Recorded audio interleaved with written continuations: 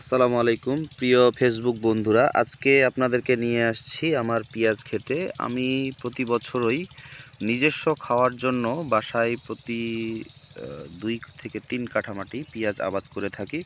মাশাআল্লাহ, এবারের পেঁয়াজটাও আমার গতবারের মতোই খুব সুন্দর হয়েছে। তবে আমাদের উত্তরাঞ্চলে শীতের প্রকোপটা বেশি থাকার কারণে একটু করে পেঁয়াজের আগাগুলা হলুদ বর্ণ ধারণ করছে।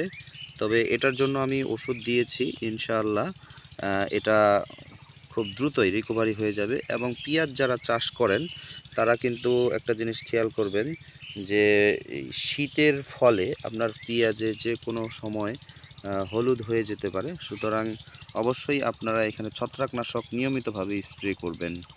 তো বন্ধুরা, আপনারা নিজেরাও কিন্তু বাসায় নিজের খাওয়া দাওয়ার জন্য পেঁয়াজটা চাষ করতে পারেন।